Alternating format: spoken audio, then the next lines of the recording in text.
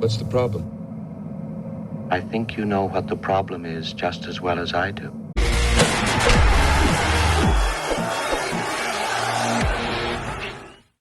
All right, guys, I got a very, very good podcast for you today. I said I'm going to be doing some different things going forward on my vacation. There's a lot of stuff going on. I'll talk about in live next week. But I was doing a lot of thinking, a lot of research. And what I have for you today and what I'm going to be able to do going forward is going to be the best that I've ever done. Because I found the secret of some people. I wondered for a long time, how do people put it together, these graphics and this data? And I found it out. I've been using AI to leverage my time, energy, and mind into the best stuff that I'm going to be able to put out. And what I'm going to do here today is show you the relationship, statistically, broad-based analytics that then gets analyzed by AI, not old Curtis. You'll see step by step, and ultimately, I'm going to give you the AI summation of this relationship between Tua and the O-line over 3 years. And it's going to, cut to the chase, agree with the things I've been saying since 2021, although this is 22, 23, and 24. Open the pod bay doors, Hal. This is not to say Tua is the greatest thing and whatever, but this confusion from a lot of people of the value of the offensive line. And I'm not doing every team, but at least we could say the value of the offensive line and Tua. It's been a battle. Now a lot of people talking offensive line. I've been talking about it for years. Oline, don't be jealous that I've been chatting online with babes all day. It's such an emotional sport. And some people, I don't like analytics. Well, all the NFL teams use analytics. They have huge departments of analytics. Analytics doesn't replace tape, but what it does is it distills down the tape. Now you could have one stat and you can make a lot of stuff up out of that. But when you start adding more and more statistics to create an analytics basket, it really dials in hundreds of hours of tape and pulls together a much clearer picture and a very highly likely result to the eval. So again, this is not to say Tua is the greatest. It has nothing to do with that. It has to do with Tua's performance versus relationship of the offensive line and how the defense showed itself. Okay, the one thing I didn't put in there, and I might do later on, is the leverage they showed us. But it sort of is in there because the blitz rate is in there. And so the blitz rate kind of ties into these looks. It's really, really good. It's not me. I used to do everything on paper. I love my paper and do the graphics hand. It was a nightmare and it burnt me out. But this is going to give me the leverage to get stuff out to you at a higher quality and to do deeper researches and to take my evaluations and cross-index them with this computer. So AI is here. You can't get rid of it. I'm going to use it. I'm going to make sure I have the leverage that some of the people out there have been using. Here's the overall graphic. There's a whole host of stats, pressure, blitz rate, pressure percentage, sacks, yards per attempt, clean and pressured, time to throw, clean time to throw, clean pocket percentage. All this stuff will pull together along with the blitz rate to pull together all this data into a final single graphic that the AI took all this data and then gives it summation. So I'm going to post this stuff on my Twitter, Curtis at Fins News 1. I'm going to start using it a lot more now. So if you want to have the graphics so you can go look them over, they'll be there, guys. I'll probably put it up later. I got to take my son out and do some stuff. So anyway, let's get into it. So here's the graphic. All right, you can see pressure percentage and blitz rates and pressures and sacks 2022 to 2024. Two graphics, one on the top, one on the bottom. I'm going to focus on each and then pull it together. So in this graphic here, you could see pressure percentage and blitz percentage. Orange is pressure percentage and blitz percentage is the green. Now, some of these stats are going to be affected by the amount of games Tua played. These aren't one of them. It's percentages. So in 22, the first data points, you can see they're very close. Blitz percentage and press percentage is neck and neck, really. And that's kind of normal. You blitz to add pressure. And so the pressure percentage is a slightly higher, which means the offensive line didn't do a great job, but it wasn't terrible. But we also have to remember this was his deepest throws of these 3 years. He had the most amount of time. I'll get into that later. But then you go to 22, and the time to throw, as we'll see, drops dramatically, precipitously. But the depth of target, the depth, the philosophy of the attack wasn't that much different than 22. But you could see a huge drop, a full deviation drop in blitz percentage and a slight tick down in pressure percentage. This space between these two lines means that the defense has said we don't need to bring extra pressure because we're getting enough with our 4. This is a hallmark of bad offensive line play. This is not what you want to see. But then we go to 24 and the time to throw drops even more.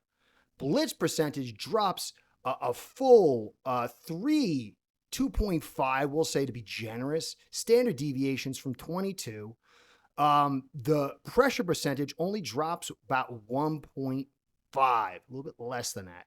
And so the teams again said, we can bring less blitzes and still get the pressure we need.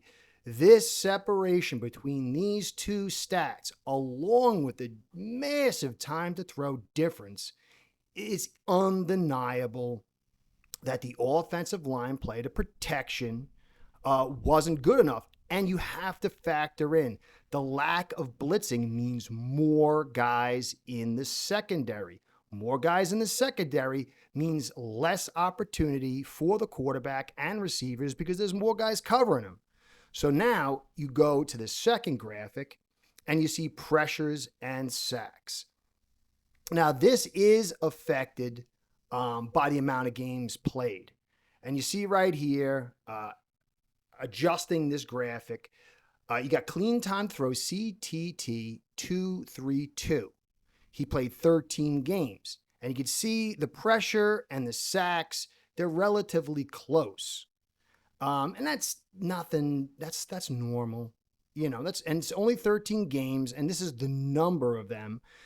So you got to factor that in a little bit. If he played more games, this would have been higher. But he was throwing extremely deep, and he had relatively a 2.32 clean time to throw, a normal, semi-normal time to throw in the NFL. Still pretty fast, but relatively normal. Now you go to 2023 season. Look at the difference in the clean time to throw. Guys, that is crazy. 232 to 209. It was the fastest in the league, and he played 17 games.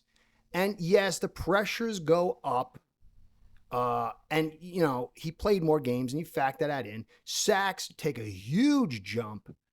But you could say, well, he played 17 games and it's Tua. But guys, understand the 232 to 209 is 0.23 seconds. That's a lifetime in the NFL. It's the fastest clean throw time in the NFL was Brady in like 2000, the late 2000s, his last season with Tampa. And that was 2-1-2. And he did it.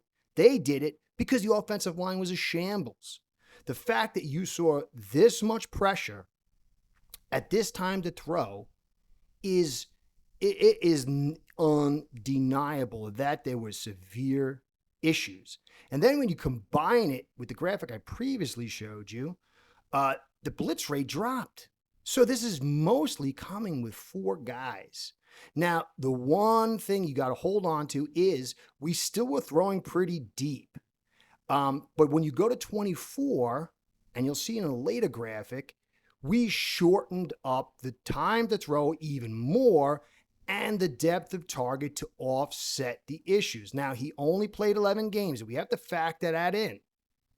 But when you add the time to throw, the ultra fast, mind-blowing, and remember, he had the most screens in the league, And no matter what anybody says, screens are primarily designed to offset pressure. You still see high sacks, and this is still high pressure for this insane time to throw and short throwing. So when you pull both these graphics together and you see you got 2.5 standard deviations drop in the blitz rate, but only 1.5 in pressure. The throw time went out of this world. It was like Flash from the comic books. And then they even dropped the depth of target, which is another indicator of you're trying to offset pressure. Now, let's go to the next graphic. You see yards per attempt, clean versus pressured, 2022 to 2024. The blue line is yards per attempt clean. The orange is pressured yards per attempt. This is not really factored in by games played. Now, but it also, this points to the philosophy. Understand the OC, no matter what anybody tells you, the first thing he's thinking about is protection in the throw game. How long can he throw the ball? And he designs his offense, he calls his offense based on how the protection, how he feels his protection will match up, and it adjusts depending on the opponent. Look how deep he was throwing in 22. Over 9 yards clean. Pressured, it drops, but it's still 7.5. And then you go to 23, you see a slight drop in the yards per attempt clean, which means McDaniel was still trying to hold on to that deep philosophy. But look at the pressured yards per attempt bottom out. And that you could say that is Tua's problem. But when you line everything up, understand that pressured yards per attempt is tied into 2.09 clean time to throw. The least blitzes in the league. You've got to attach a sizable amount of responsibility to the protection. Then in 24, McDaniel understands, look, we can't throw deep. We just can't. It's too much. It's too much for this protection, especially despite what they told you, the loss of Connor, the loss of Hunt. The clean yards per throw meant that their indications, their concept was, let's shorten this thing up and make it even faster. Now the pressured yards, his response to it went up because it was short. And he started to start using the outlet passes, whether it was him learning or McDaniel scheming it up better. Now you go to this next chart, time to throw, average time to throw, and clean pocket percentage. The orange is the average time to throw, and the blue is the clean pocket percentage. So you could see here, the average time to throw was 2.32, very high. The clean pocket percentage was pretty high for that season, and the cheat motion played a big part. But then you go to the next season, and I've talked about through the past 3, you could see, look at the deviation drop.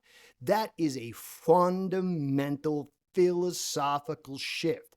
Tua had his best season statistically the year before with deep throwing, but something happened. The league started paying attention to the cheat motion. They started adjusting how they played, and you go back to the previous one with the massive drop in blitz rate, which meant that they kept 7 guys in coverage and rush for most of the game. So the average time to throw was to get that ball out because they didn't trust the pressure, and they were trying to hit those holes quick because there were so many guys in coverage. Clean pocket percentage went up. Then in 24, the average time to throw dropped more, clean pocket percentage went up, and this goes to show you that time to throw is a tool in the OC's toolkit to offset pressure, okay? It's not really deniable. Now, I'm going to pull all these together, Chat GPT's little graphic, pulling it all together, and this statistical basket, along with the previous ones, is how Chat GPT is going to arrive at its conclusion. So you got time to throw in blue, pressure percentage in red, sacks in green, and blitz rate in orange. Starting in 22, time to throw, the highest by far that it's ever been. The pressure percentage, you can see just below that. The blitz rate was just below that, and sacks were at the bottom. Now, we had somewhat of a decent protection, the best we've seen. Not great. Injuries, notably to Tehran and other guys pulling guys off the shelf from free agency. But you could see the layout in 22 when he had his statistically best season. And then you go to 23 and you could see the top, all of a sudden the sacks go from the bottom to the top. And then you could see pressure percentage. It takes a tick down, but just a little bit. But look at the time to throw to offset all this. It plummets again. And on top of that, the blitz rate is dropping just as dramatically. Now you go back to 24, you could see the pressure percentage, it's gone down, but not as nearly to the level of what you're seeing the time to throw and the blitz rate. Look at the blitz rate. The blitz rate is the least. Again, like 20, that's not what you want. Blitzes mean opportunity to hit a weakened secondary and get the big play. The fact that they're covering us all day restricts any quarterback. Look at Josh Allen. His best season statistically was when he was the highest blitz quarterback in the league. So the bottom is the blitz, is the time to throw, tied with the blitz rate. And then the sacks obviously drop because the shortened depth of target, the lack of blitzes, and a super quick time to throw. But the pressure percentage is the highest. And when you pull all this together, this is a strong, solid indicator that the offensive line is the primary reason why McDaniel has done what he's done, and the anti-negative leverage on Tua. And so when you pull all this data together and you look at what Chat GPT says about this data, this is what it says. Despite Tua's notable reduction in time to throw from 2.32 to 2.04 seconds, which should theoretically help reduce pressure and sacks, the pressure percentage remained fairly high due to inefficiencies in pass protection. Even with a decreased blitz rate, his offensive line continued to allow a lot of non-blitz pressure, which led to increased sacks in 23 and continued pressure in 24. The data suggests that while Tua's quick release was an attempt to counteract pressure, protection issues persisted, causing him to still face high levels of pressure, resulting in increased sacks. And I would dare say, obviously, restricted negative environment framework to reduce his overall performance. And so I had been saying this since 21, got a lot of flack from some fans who I get, but some content providers also gave me flack, and I did battle with them. And now everyone's talking about this very fact. It is clear. This does not mean Tua would stay healthy if he wasn't pressured and the offensive line was better. It does not mean he'd win in big games. But this is a non-conducive environment. And if we all want to say Tua's not elite, he might have some elite traits, you cannot give a non-elite quarterback this level of protection. And the blitz rate, as I talked about, creates the leverage. All these things pulled together to make it a very, very difficult, although he, on running and getting hit, added to this problem, but this was not a winning situation. Greer failed. Now, last part. This season, we've got Savaianaya and we've got Daniels. And we're hoping that Paul becomes who we think he can be. We're looking, from what I'm hearing, to go into 11 personnel, 1 tight end, 1 running back, and 3 receivers. And this is going to put pressure on that secondary, maybe forcing them to blitz a little more. But this is going to come back down to the offensive line being able to run inside, because when you pull a tight end or a big guy off and trade him for a receiver, it's going to be a little more difficult to run inside. But if this offensive line is what people are hoping for, it will change leverage. But it will also allow the time to throw to rise. And if Tua, with what he's got, with I think Westbrook and Achane, Waddle and Hill, hopefully an improved interior run game, hopefully a little more time to block, and get that time to throw out of 2.04 and 2.09, let's say to 2.2. Every little tick allows these receivers to get deeper. It makes him not have to throw as quick, go maybe that second option. It could change everything. Could. But this offensive line, as I've said since I started this in 21, will be the determiner. Not Tua. Tua runs and gets knocked out. That's on him.